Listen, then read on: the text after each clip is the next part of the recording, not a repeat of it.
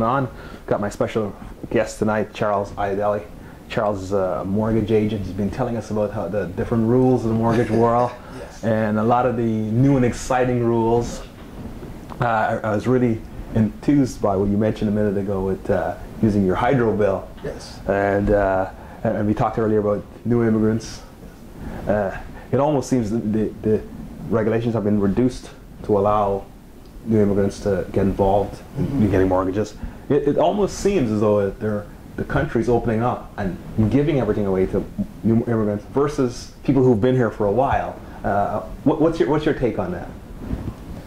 Well, first, one of the reasons why is because our country is growing, right? Our country is one of the fastest growing G8 countries, right?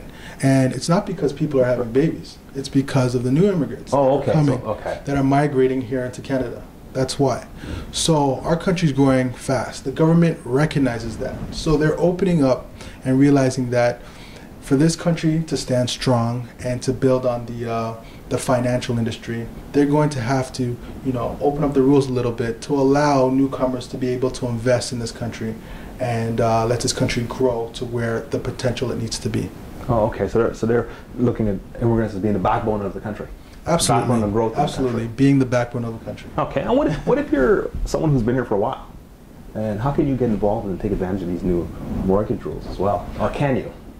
Well, the mortgage rules are still there for the people that have been here for a while, right? They are still able to get qualified, right? It's just understanding the rules and making sure that you're able to use the rules for your benefit.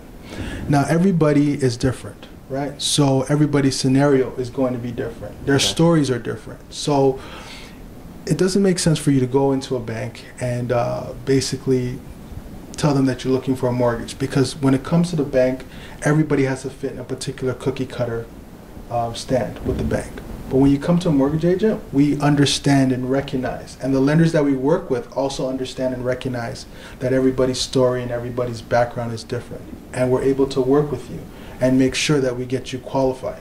So you're saying that these lenders, they think out of the box. They don't lock you into that cookie cutter method that you talked about a second ago. Exactly. It's not about locking you in the cookie cutter method.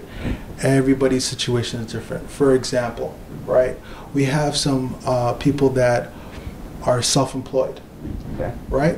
A lot of them are self-employed and haven't actually, when they do their taxes, they write off everything. So their income is not showing, right?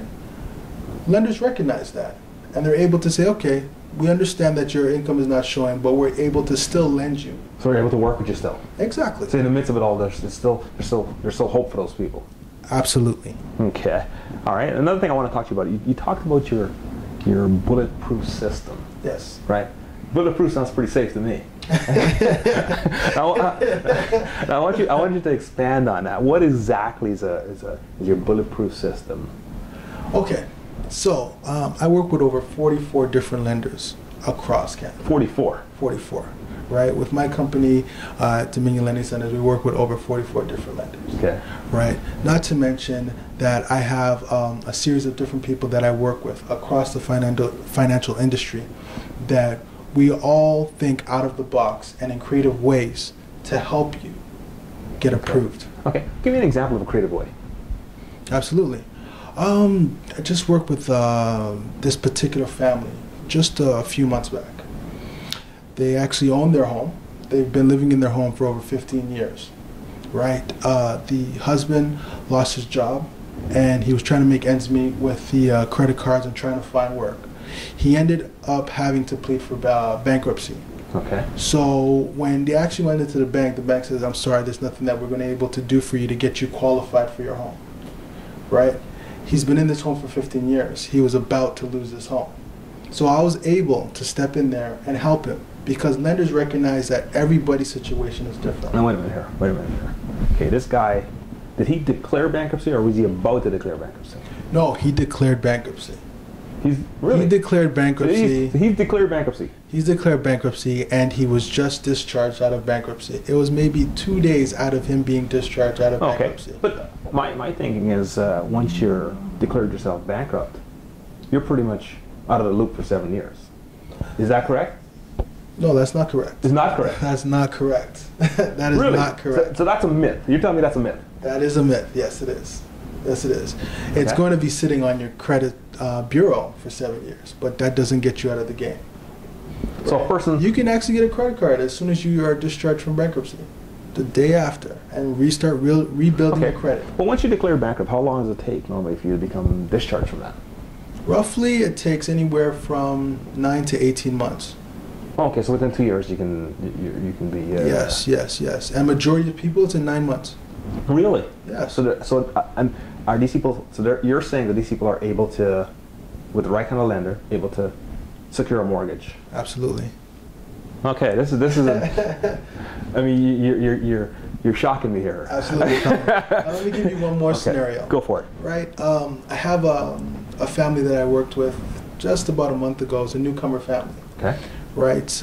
They just got their permanent residence. They've been in the country since January. They've been renting, so they don't have any credit established. Right. The newcomer family also, they only have 5% down. They don't have any more that they can put down. Now, here's the difference of what's happened in the rules that have changed. A few years back, if a newcomer wanted to invest, they'd have to put down anywhere between 20 to 35% down on a down payment to purchase a home. Okay. Today, they can do it with 5%. 5%? That's funny because I thought the rules were changed. I thought the rules recently were changed, and 5% was part of the past. No. So you're saying it's part of the present? It's part of the present. Interesting. Yes. Interesting. Wow. What else you got for me? No, this is some really interesting stuff. I mean, you talk about RRSPs. Yes. And every other person has one. Yes. But I understand you can use RRSPs to actually invest in real estate. Yes, Is this correct? You can. And you can. really, what are the benefits of that? Oh, that's an excellent benefit.